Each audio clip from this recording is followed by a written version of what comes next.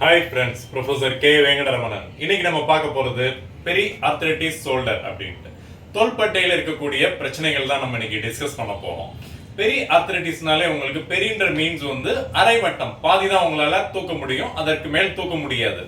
அதனால இதுக்கு பெரி ஆர்த்ரைட்டிஸ் ஷோல்டர்னு பேரு.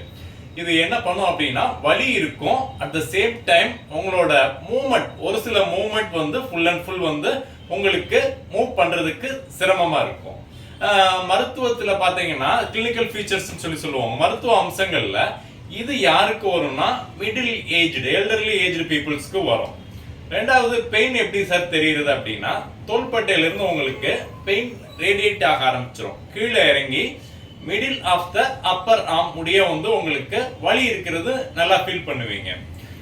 உதாரணத்துக்கு பாத்தீங்கன்னா தோள்பட்டை வலி இருக்கிறவங்களுக்கு நம்ம வந்து எண்முறை மருத்துவர் பண்ணாலும் சரி அல்லது அவங்களே பண்ணாலும் சரி, ஆக்டிவ் ஆர் பாசிவ் மூவ்மெண்ட்ஸ், அந்த மூவ்மெண்ட் வந்து ஃப்ரீயா போகாது. மற்ற நார்மல் பீப்புள்ஸ்க்கு இருக்கிற மாதிரி சம் ரெஸ்ட்ரிக்ஷன் இருந்துகிட்டே இருக்கும்.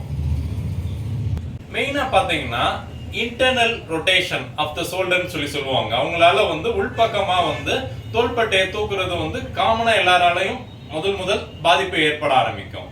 இதை வந்து ஒரு 4 பேசஸா பிரிப்பாங்க. ஃபர்ஸ்ட் வந்து ஃபைப்ரோபிளாஸ்ட்ன்ற செல் வந்து மல்டிபிள் ஆகும், அதாவது ப்ரோலிபரேஷன் ஆகி நம்ம தோள்பட்டையில் இருக்கக்கூடிய ரொட்டேட்டர் கஃப்ல இருக்கக்கூடிய இதுல muscles plus coracohumeral and anterior கேப்சூல்ல வந்து மல்டிப்ளை ஆகும்.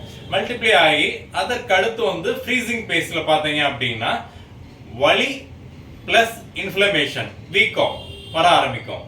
அதுக்கு அடுத்த ஸ்டேஜ் என்ன ஆகும்னா ப்ராக்ரஸ் ஆகி மூவ்மெண்ட் எல்லாமே, நம்ம தோள்பட்டை பண்ணக்கூடிய மூவ்மெண்ட் எல்லாமே வலி இருக்கிற மாதிரி இருக்கும் நம்மளுக்கு. கடைசி ஸ்டேஜ் பாத்தீங்கன்னா ரிசொல்யூஷன் ஆர் தாவிங் பேஸ், பாத்தீங்கன்னா ரெக்கவரி பேஸ், அது கொஞ்சம் கொஞ்சமா பேக் டு நார்மல் வர பேஸ். இப்ப இதுலயே வந்து இந்த தோள்பட்டை வலியை வந்து 2 வகையா பிரிக்கிறாங்க. First one primary idiopathic causes. அது காரணம் பாத்தீங்கன்னா என்னன்னு தெரியாது, காசஸ் என்னன்னு சொல்ல மாட்டாங்க, அன்னோன் சொல்லிடுவாங்க. ரெண்டாவது டைப் பாத்தீங்கன்னா செகண்டரி. இதற்கு வந்து காரணம் பாத்தீங்கன்னா உங்களுக்கு வந்து டயபெட்டிக்ன்ற சக்கரை நோய் அல்லது கார்டியாக் ப்ராப்ளம் இருக்கு அல்லது டிபி டியூபர்குலோசிஸ் இருக்கு, தென் ஹெமிப்ளீஜியா பக்கவாதம் இருக்கு அப்படின்னா வர்றதுக்கு வாய்ப்புகள் இருக்கு உங்களுக்கு. இதுல முக்கியமா பாத்தீங்கன்னா உங்களால கை வந்து மேல தூக்க முடியாது, அதாவது சைடுல அப்டக்ஷன் மூவ்மெண்ட் வாங்க, தென் எக்ஸ்டர்னல் ரொட்டேஷன் சொல்லுவாங்க. அந்த 2 மூவ்மெண்ட்டும் வந்து தூக்குறதுக்கு உங்களுக்கு பெயின்ஃபுல்லா இருக்கும்.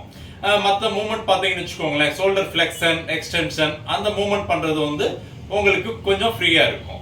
இப்போ உதாரணத்துக்கு வந்து நம்ம எப்படி கண்டுபிடிக்கிறது பெயின் இருக்கிறது அப்படின்னு எக்ஸாமினேஷன் பண்ணி பாக்குறப்ப வந்து நம்ம கை வச்சு பிரஸ் பண்ணணும். பிரஸ் பண்றது வந்து என்ன சொல்லுவாங்கன்னா டெண்டனஸ் இருக்கா தோள்பட்டையிலன்னு பாக்குறப்ப வந்து நம்மளுக்கு வந்து subacromial region and anterior joint line, shoulder ஜாயிண்ட்ல இருக்கிறப்ப டெண்டனஸ் இருக்கா அப்படின்னா உங்களுக்கு தோள்பட்டை வலி இருக்கிறதுக்கான வாய்ப்புகள் இருக்குன்னு சொல்லலாம். இப்போ இதுலயே வந்து ரொட்டேட்டர் கஃப் மசில்ஸ் இன்வால்வ் ஆகுது, உங்களுக்கு பெயினோட மூவ்மெண்ட் ரெஸ்ட்ரிக்ஷன் ஆகுது அப்படின்றப்ப அவங்களுக்கு வந்து எல்லா ஜாயிண்ட்ஸும் abduction movement, external rotation, internal flexion extension எல்லா மூவ்மெண்ட்டுமே வந்து ரெஸ்ட்ரிக்ஷன் ஆயிரும்.